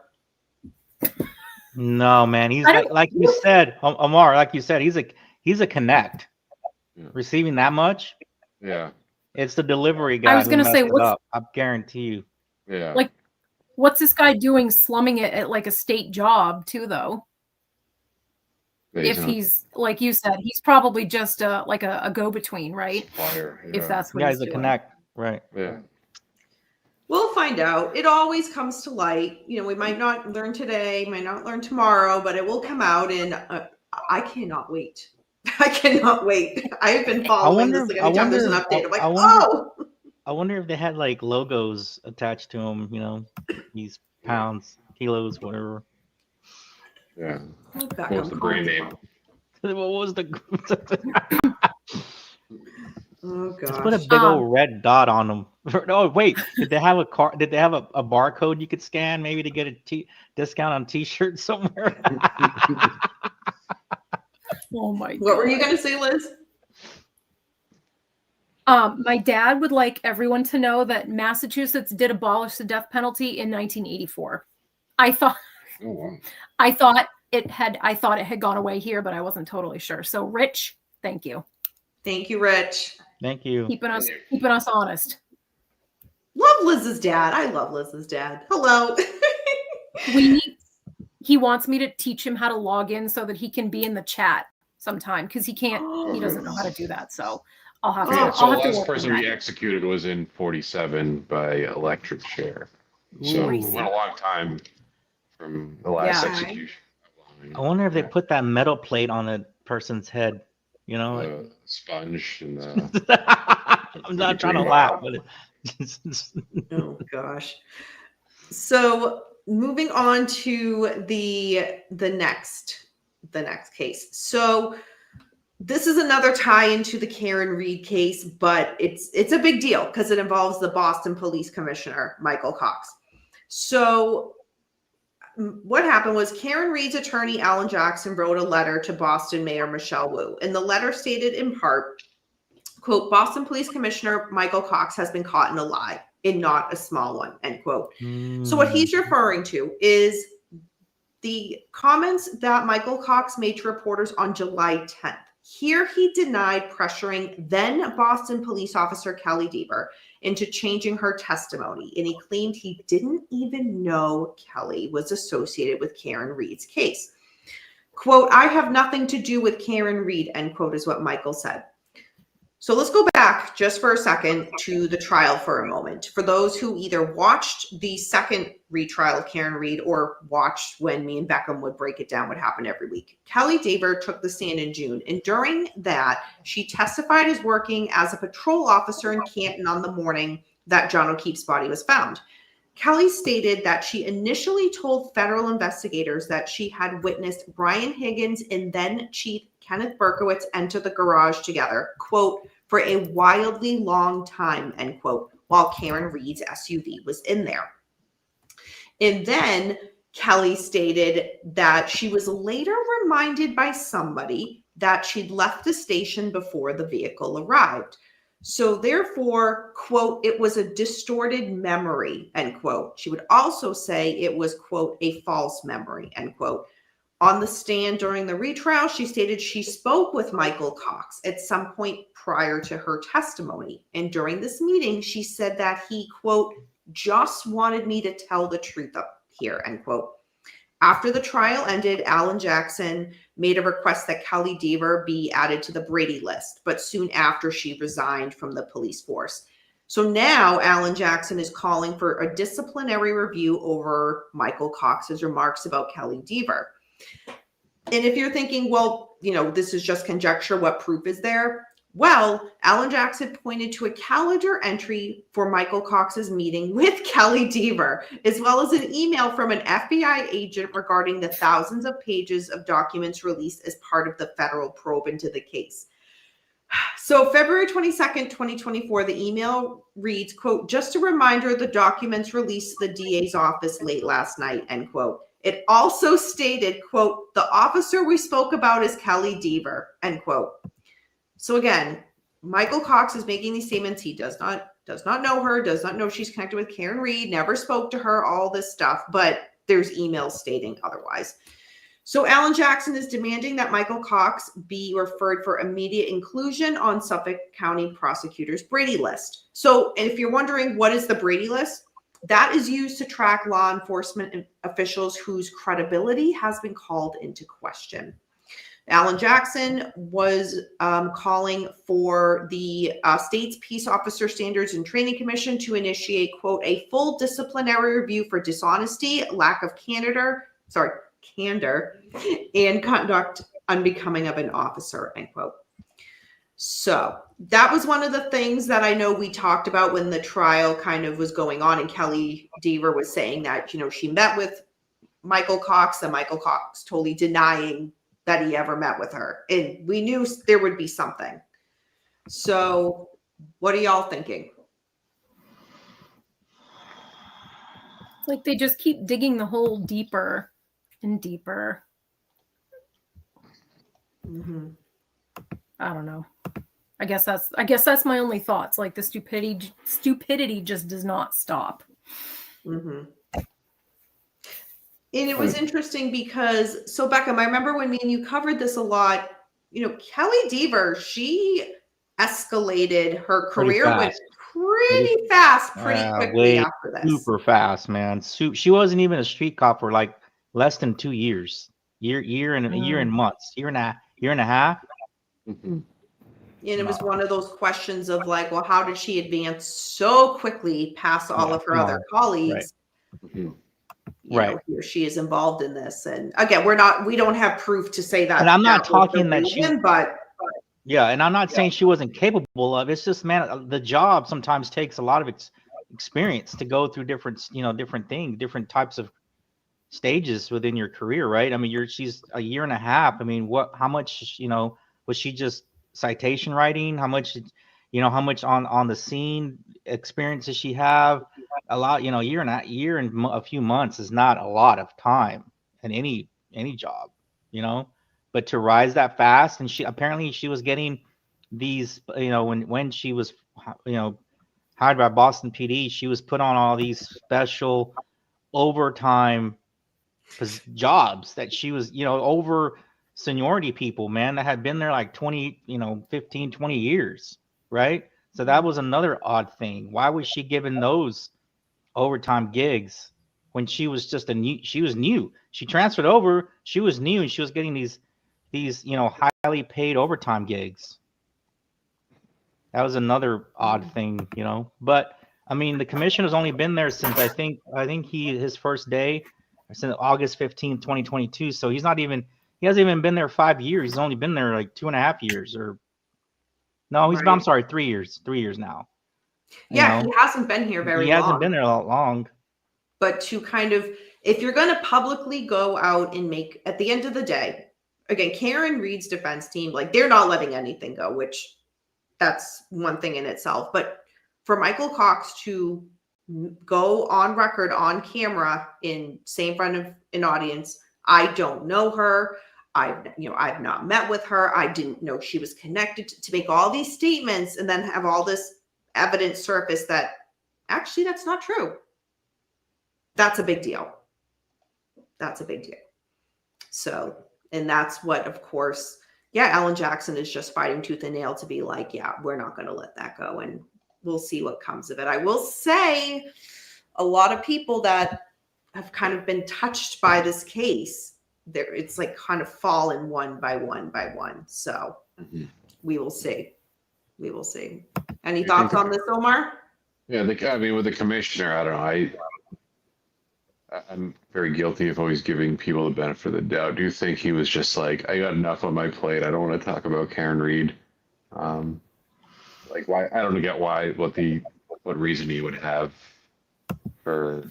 Now, did he? Yeah, right. Outside of that, I mean, what does he have to gain? I think it's just, I don't know, for him, it was like, I just don't want to deal with this, like, right now. That's definitely a way to look at it. That's fair. Yeah. That's fair. Yeah, Kelly Deaver, if I recall, like, she was saying that when she met with him, it was like, he was like, do the right thing. And that was kind of insinuating, like, like cover, like, protect the blue. Oh, yeah. Even though it was in the death of another law enforcement officer. One of his guys too, by the way. Matilda saying, yeah, she said, quote, my entire job depends on what I say on the witness stand. stand. That's what, I was like you, Omar. I was giving him the benefit. I was like, man, maybe he didn't even come in. Maybe he was just like, whatever, like, just move along type of thing. But I don't know. What she said on the stand really put it like they did have a conversation. They did have an intimate conversation and a very connected conversation. Yeah, it was, okay. I get it. I understand. Yeah, you guys are the experts on this, so. Oh, no, I'm not an expert on anything. This is y'all's town. Wait. Sorry, Beckham, what did you just say? You're not an expert on anything? Okay, I am. All right. I know. True words have never been said. No, but Omar, you're absolutely right. That is one way to look at it. Like, completely fair. Completely fair.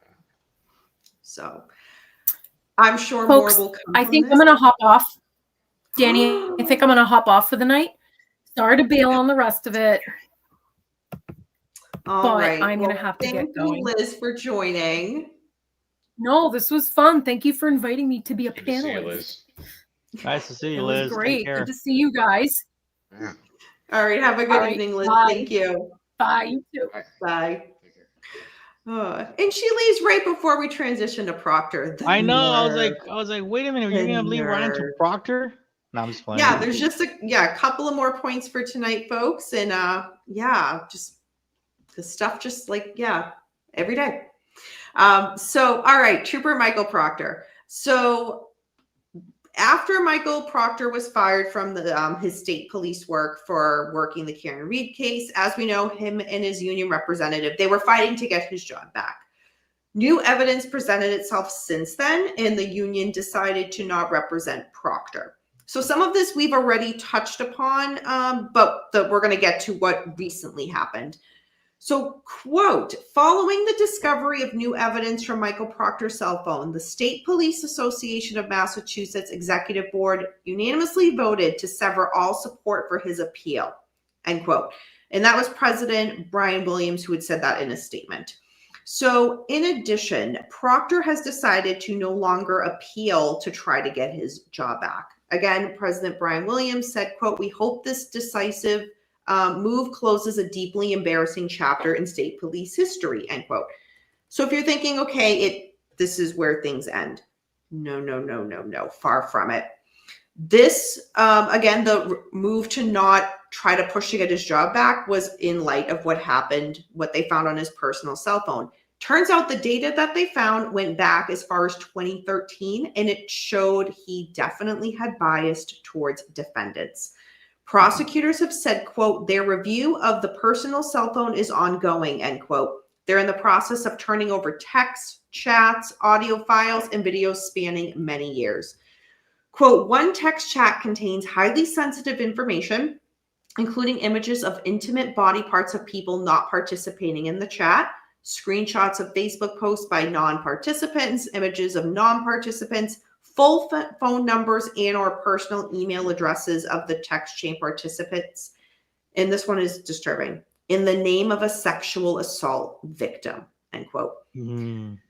Since the Karen Read trial, defense attorneys have sought access to Proctor's phone. This was to determine whether the behavior in the Karen Read investigation was isolated. Remember, when the verdict was read that she was not guilty, I believe it was 2020 interview aired that night, and Trooper Proctor was on it. And he said himself that the way he handled the Karen Read case was the way he handled all other cases. Oh, In regards to the God, text message, I know his words. In regards to the text message, she says this was a one-off. You know, his emotions got the best of him because it involved the death of a police officer. But we're learning this is so far from fact. So this is going to have a big impact on upcoming trials that Proctor worked on, in addition to the people who have been convicted in a case where Proctor was the investigator. So Judge Peter Krupp has allowed defense attorneys to receive a copy of the files from Proctor's phone, but none of this information has been made public. So that was kind of one piece of news that came out. What recently broke was kind of going off of that. The investigation into his phone has showed that his messages could impact up to 19 murder cases. Some of those cases are actually still awaiting going to trial. The Norfolk District Attorney's Office is legally required to disclose any evidence that suggests Proctor showed bias with other defendants. And again, as of right now, all of the phone data currently remains under a protective order. So this could impact up to 19 cases. One of them is the Brian Walsh case. Right. So, Beckham, I already know what you think because we cover this every week. Well, Omar, I mean, you Oh, probably no. went over, huh? Beckham, 1 second. Omar, what are you thinking about this? Well, one thing that stands out to me, and my father being a criminal defense lawyer, is that just remember, like, police aren't ever there to like get you off the hook. So I mean, as far as like showing bias, I kind of would think he would already be doing that as a police officer. You never want to, like, police officer, if they're questioning you, they're never looking to help you. They're looking to, put the cuffs on you.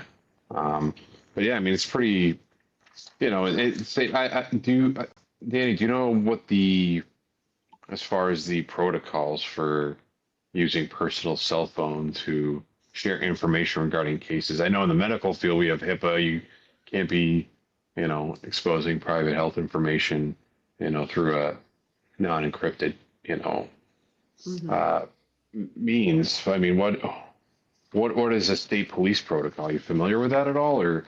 I'm not 100%, and that was kind of one of the issues when the first Karen Read trial that ended in a mistrial happened, because in regards to the way that his phones were searched, it was part of what I heard was no one knew, including him, that his personal cell phone was going to be looked into. So in regards to kind of what laws kind of go into that, I don't 100% know, to be perfectly honest. Yeah. But I wonder if it's going to, change protocol. Are you going to get like a special state police cell phone where only, don't they already have their own phones I would though? think so. Like work I phones? mean, yeah, I would think so. There, I mean, I would imagine it'd be We issued. have our own phones. Oh yeah. Okay. Yeah, that makes sense. But Yeah. You're absolutely right though, Omar. I would not be surprised if there was something had to change because of this. yeah, And what's interesting to me is I know during the retrial, in regards to who was at the receiving end of the text messages where he was talking about Cameron Reed, that was a big topic of conversation. We haven't heard yet in regards to all of these texts that could impact these 19 other cases, who was at the receiving end. Again, during the retrial, some of it was his coworkers, some of it was friends who were getting this private information they never should have received. Who's at the receiving end of all these others? We have not heard yet. But you're right, it's very interesting kind of the legality of his. yeah. I mean, it's just like with a lot of the stuff we covered tonight. I mean, the overtime fraud scheme. How now we got civilian flaggers. Any Dukin case. There's a lot more oversight with that. This is going to open a door where hopefully this doesn't happen again. This is, that's what I always, like to end my tour with is, this stuff happens and, it's terrible, but what it does do is in the future to hopefully prevents it. I mean, there's going back to the Charles Stewart, they're really focusing on eliminating racial profiling in police work and, doing their jobs. Like, Charles Stewart's case, that wasn't on anyone's radar back then. So, going forward, we're not going to have people so like him Liz, just sharing pictures like he did, and comment like the stuff he said, like, on the stand when, in the first trial, it's just like pretty despicable, mm-hmm. We don't want that. So this might answer part of your question, Omar. So Yeah. Liz, who had to leave, is in the chat quickly. Yeah. She has a personal and work phone. She's been told if I do or receive any kind of work-related business on my personal phone, it could be subject to a subpoena. I'm not sure if there were someone would try to get my personal records, but no, that is very good. Thank you, Liz, for weighing in on that. Okay. Yeah. Well, you should have known better too. Yeah. Jeez. But yeah, I mean, this is, it's not going to do anything for, what's happened in the past, but, help in the future. But 19 murder cases is pretty significant, Yeah. Yeah, no, absolutely. I know with, the Brian Walsh case, his defense attorneys are really trying to get a lot of stuff tossed. And it's all technical, technological stuff too. Yeah. Searching the iPad without proper warrants. Yeah, exactly. So, yeah, I mean, we're in a new era of law enforcement and, justice. Yeah. Beckham, I know, we've been talking Proctor almost every single week. So what is your thought about this and it could impact up to 19 trials and cases? Oh, I mean, it just leads with integrity and leadership. I've always stated that. But when you were going through the thing, this was very, I was just like, wow, because between the first two trials of the Karen Reed, I remember I've kind of told you guys this before. Watched a podcast or a TV interview where they had a current district attorney and one that was retired, and they were kind of sharing both their ideas and thoughts on the cases and things like that. So they talked about this and they said, well, it happens all the time. And one guy would tell the other guy, well, Larry, it happens all the time. He's going to get his job back. He just has to go through the process. And they both agreed. So I was thinking, okay, well, we can talk about him all and just review everything that he's done erroneously and just be like, well, he'll probably appeal and do this and get his job back, right? Well, what from the State Police Association of Massachusetts, the board, when the way they voted to just cut all ties with him and said, we hope this decisive move closes a deeply embarrassing chapter in state police history. Is like, wow, like it was just so bad that they said it, right? Everything Oh, we've it's been, really stained them. Yeah. yeah. Absolutely. And I remember, Danny, when we first started covering him, the governor, what's her name? Laura Healy. Yeah, she even said on camera. Remember, I had you play it a couple times, where she was really calling them out about it. So, and I was telling you, I was like, this is gonna be a big deal because this has reached the governor's office, right? And then she's calling them out publicly on camera about procedural stuff, right? And it was just, to me at that time, it's been a while, but at that time it was an embarrassment. I would have took, their top leadership should have been embarrassed by this. And of course, we're here, right? But now moving towards these 19 cases, it's just like, it's pretty sad, man, and it's just unfortunate. Yeah, it's scary. It's actually scary, really scary, right? Because could there be people that were put behind bars that were, incorrectly found guilty? Yes. But then it's also very scary that people who are clearly very guilty might walk free. Like, that is terrifying.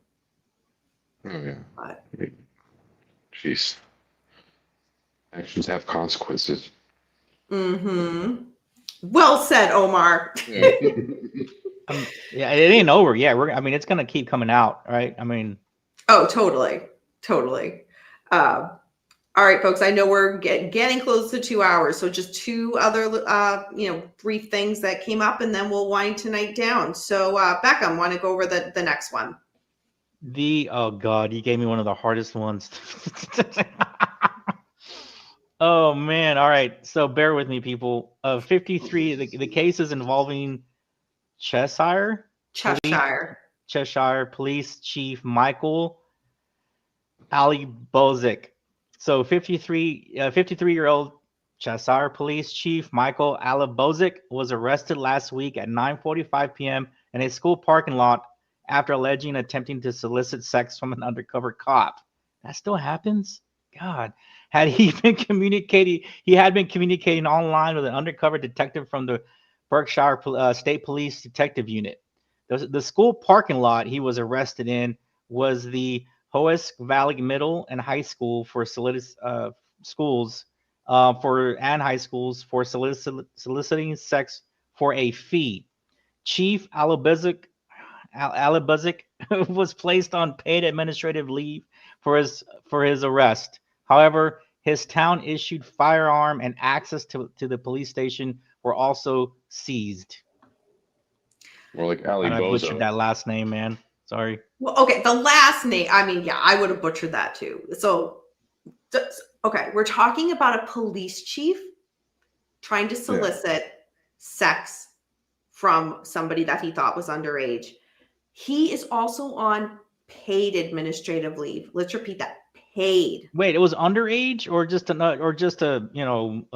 lady of the night? A lady of the night, for Christ's sakes. On a school parking lot after allegedly attempting to solicit sex from an undercover cop. So, all right. I will say, okay, in my notes, I do not see that it was somebody underage. So that was misstating on my end. But I'm also thinking, who are you meeting in a school parking lot to solicit sex? Okay, but it might not be somebody underage. So I just, where it's in a school. Yeah, right. My mind went there. that is crazy because like ladies of the nights don't typically. Beckham. Yeah. Me at the middle school. Like, yeah, I don't think that's appropriate. Right? Yeah, correct. Whatever happened to behind a liquor store? Oh, that's what I'm saying. Lady of the night. I haven't heard that in a long time, but. Again, this is respect, the man. Just keep it respectful. It's horrible. It's horrible because again, top down. This is what your chief is doing. Yeah. And the fact that he's on paid administrative leave, that is outrageous. So he's basically on a paid vacation. Let's just call it what it is. He's on a paid Also, vacation right now. As a chief of a police department, you know how these investigations are conducted. I mean, you should probably know that you're like falling into a trap. You know, just for basic, you know, tactical reasons. I mean, it's not doesn't look good on him, you know, to be doing that. But yeah, I mean the paid thing. I mean, it's probably just they got to follow protocol. But yeah, I he's probably know, but it's still infuriating. yeah, you know, he's Because probably going to resign and you know not get all his pension. But yeah, not a good look. Where's Cheshire, by the way? Yeah, Danny, where is Cheshire, by the way? Oh, Berkshire State. Okay, so that's out is west. that Western? Yeah, it's a weird area. Now, I wonder Pittsfield, if the Massachusetts undercover area. detective made it like to where it's on. Okay, check this out. I wonder if it was strategic for the undercover lady of the night to make the meetup on school grounds so that the charges could be more. Oh yeah, that's a very good point. And We'll find out. That's Yeah. what probably happened, in a guys. school zone, yeah. Get That's the an most bang for interesting their point. buck. Unless this was an underage thing, I don't know. I mean, if it's not an underage thing, then that was probably a strategic thing Yeah, for sure. to Yeah, solicit. because usually like solicitation's like a misdemeanor, fine, slap on the wrist. You do it in a school zone, then it's Oh, you have more of a push for you're right, more charges. Yeah, heavier charges. Interesting. Correct. Oh my gosh, I didn't even think of that. That'll be interesting to see when like all of this stuff comes out, whether it was the chief police's idea to meet there or not. Yeah. We'll see.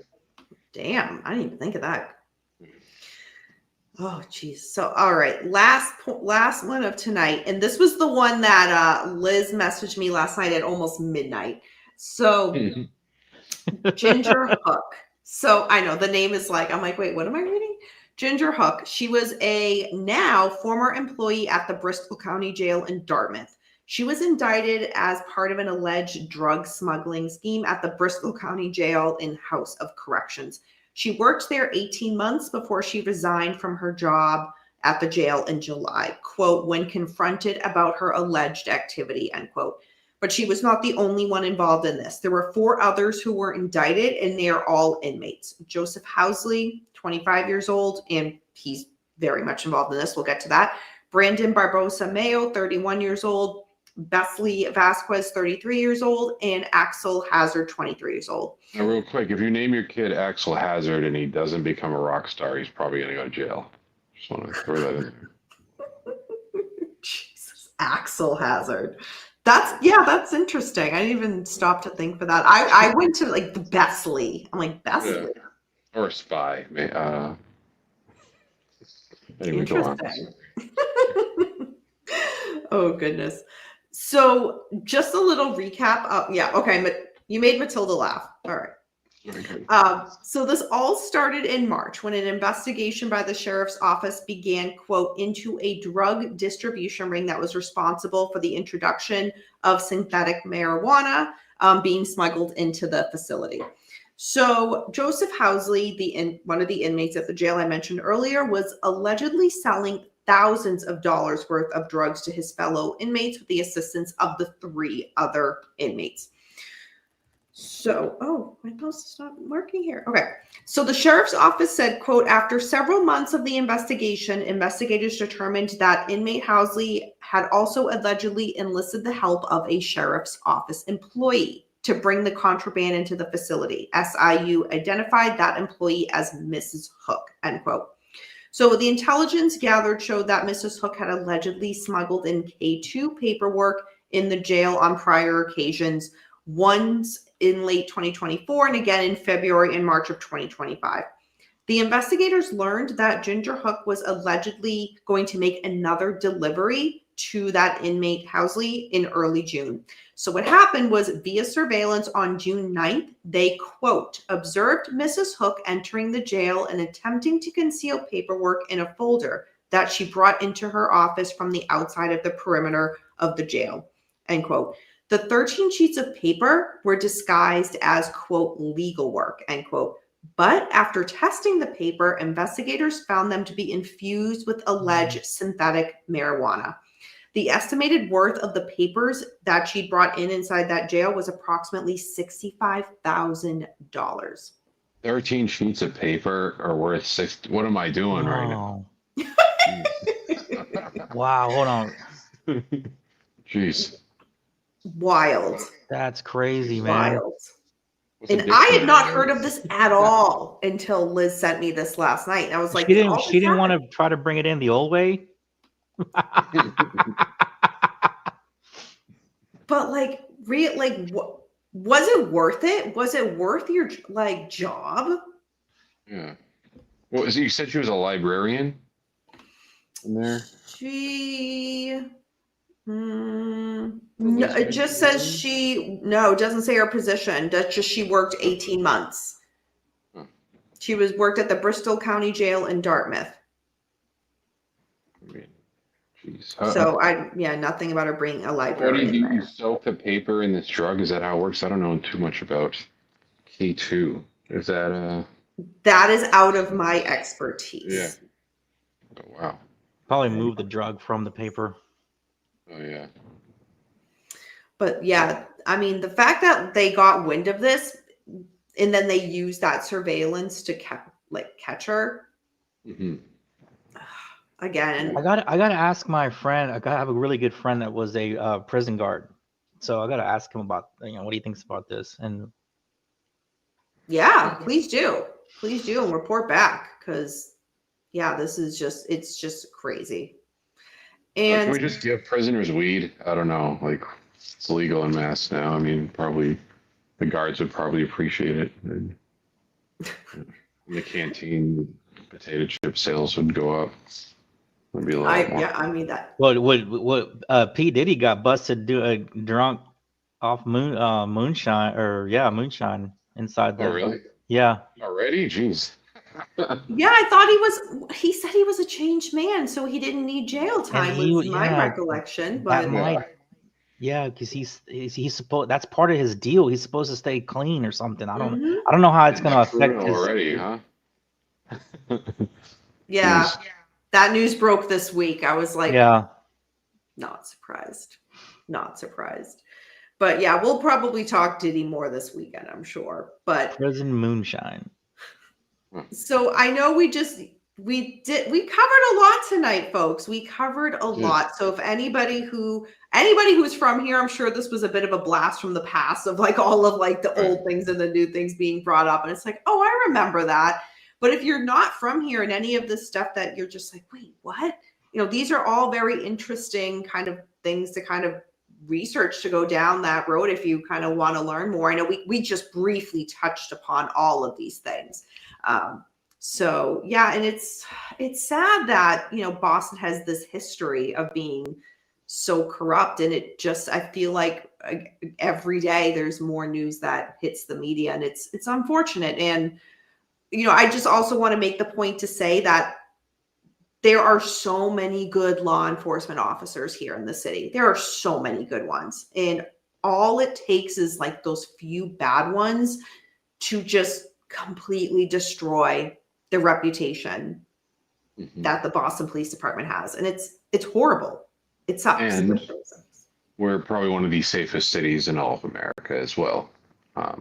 We got to pat ourselves on the back for that. So that stuff exists. Last year, up to 4th of July weekend in Boston, there were 4 homicides. Yes, one's too many, but for a major American city, to have fewer homicides than, your average city in Canada. I mean, that's pretty impressive. I mean, cops do a good job. My buddy was on the gang unit for years, and they do a great job intervening before things get pretty bad, and they work with community leaders. So there are good people out there as well. Yeah. So we got to throw that in there. The majority are. Yes. For sure. So 100%. But I wouldn't have a YouTube channel if we talked about all the good things that that happened in the world. Yeah. The Good News Network didn't really do too well. Yeah, absolutely. But Thank you to Omar from Boston Crime Tours for being up on panel tonight. Thank you, Mr. Beckham, for joining us. And Liz had to dip out early, but thank you to the Liz. So Beckham is always here every week. You know where to find him. The Liz has her account, The Liz Files, on Instagram. Make sure to follow her. Omar, where can people find you? Crime tours are done for the season except private tours. If you're interested, just go to crimetourboston.com. At Boston Crime Tours on Instagram. I got that now.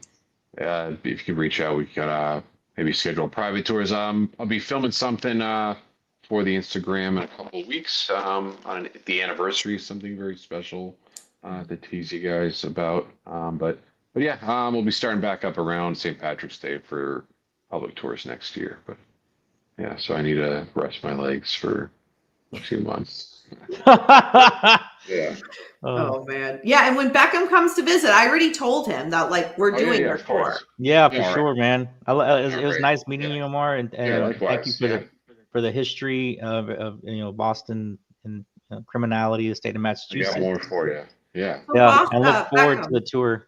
Beckham, do you still want the key to the city as you think you've been given after tonight's show? Yeah, Omar just solidified it with this is safe. It's so safe. So it's safe. So The tour ends right near City Hall, so it'll be convenient for you. All right, everybody. Thank you for watching and for joining us tonight. If anybody has any questions or comments, leave them in the chat and I will get back to you. So remember, until next time, everybody, we don't live in darkness. Darkness lives in us. Bye, everyone.